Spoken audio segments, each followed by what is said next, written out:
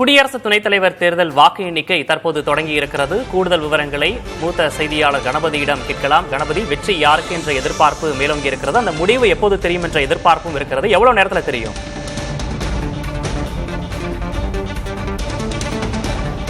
இன்னும் சரியாக ஒரு மணி நேரத்தில் வாக்குப்பதிவு நிறைவு பெறும் எனவும் அதன் பிறகு சரிபார்க்கும் பணிகள் முடிவு செய்து இறுதி முடிவு அறிவிக்கப்படும் எனவும் மாநிலங்களவை செயலக அதிகாரிகள் தெரிவித்திருக்கிறார்கள். மாநிலங்களவை செயலகத்தின் தலைமை செயலரான PC மோடி தான் இந்த தேர்தலுக்கு தேர்தல் அதிகாரியாக தேர்தல் ஆணையத்தால் நியமிக்கப்பட்டிருக்கிறார். ஆகவே அவரது பொறுப்பில்தான் இன்று வாக்குப்பதிவு நடைபெற்றது. இப்போது வாக்கு எண்ணிக்கையும் அவருடைய பொறுப்பில்தான் நடைபெற்று கொண்டிருக்கிறது. அவர் மேற்பார்வை செய்து கொண்டிருக்கிறார். 2 வேட்பாளர்களுடைய வாக்கு எண்ணிக்கைக்கான ஏஜென்ட்டுகளும் அங்கே நாடாளுமன்ற வளாகத்திலேயே வாக்கு எண்ணிக்கையை தற்போது மேற்பார்வை செய்து கொண்டிருக்கிறார்கள்.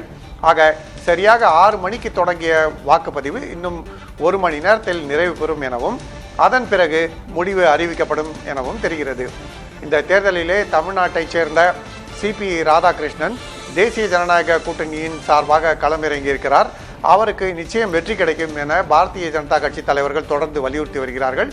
குறைந்தபட்சம் 100 வாக்குகளுக்கு மேல் வித்தியாசத்தில் அவர் வெற்றி பெறுவார் எனவும் அந்த வெற்றி வித்தியாசத்தை அதிகரிக்க அனைத்து நடவடிக்கைகளும் எடுக்கப்பட்டிருப்பதாக அவர்கள் தெரிவித்திருக்கிறார்கள். ஆகவே இந்த குடியரசு துணைத் தலைவர் தேர்தலிலே அவர்தான் வெற்றி பெறுவார் என்கிற நிலை இருக்கும் சூழலில் இன்னும் 1 மணி நேரத்தில் அதிகாரப்பூர்வமாக முடிவு அறிவிக்கப்படும். அப்போது எத்தனை வாக்குகள் வித்தியாசத்தில் அவர் வெற்றி பெறுகிறார் என்பது போன்ற அனைத்து விவரங்களும் தெரிய வரும். விக்னேஷ், கணபதி, கடந்த முறைகளில் பாத்தீங்கன்னா இந்த மாதிரி குடியரசுத் தலைவர் தேர்தலின் போது இருந்த எதிர்பார்ப்பை விட இந்த முறை அதிகமான எதிர்பார்ப்பும் இருந்தது. இந்த முடிவு இன்னும் 1 மணி நேரத்தில் வெளியாகும் அப்படின்னு சொல்லியிருக்கீங்க. அதை PC மோடியே வெளியிடுவாரா? எப்படி அதை வெளியிடுவாங்க?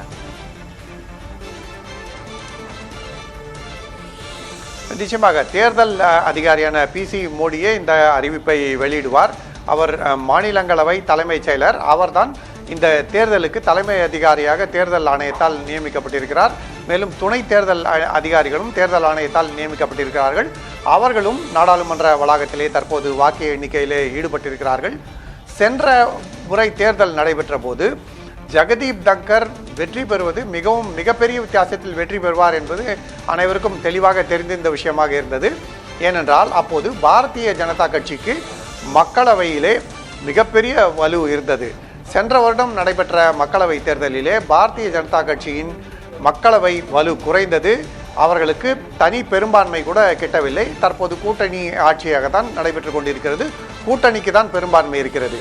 ஆகவே தான் இந்த முறை வாக்கு வித்தியாசம், அதாவது எத்தனை வாக்குகளிலே தேசிய ஜனநாயக கூட்டணியின் வேட்பாளர் வெற்றி பெறுவார் என்பது சென்ற முறை இருந்ததை விட குறைவாக இருக்கும் என எதிர்பார்ப்பு இருக்கிறது. ஆகவே எவ்வளவு வாக்குகள் வித்தியாசத்தில் நீதிபதி சுதர்சன் ரெட்டியை CP ராதாகிருஷ்ணன் இந்த தேர்தலிலே வெற்றி பெறுகிறார் என்பது மிகவும் உன்னிப்பாக கவனிக்கப்படுகிறது. விக்னேஷ், அடுத்தடுத்த விவரங்களுக்காக மீண்டும் தொடர்பு கொள்கிறோம். தற்போதைய விவரங்களுக்கு நன்றி கணபதி.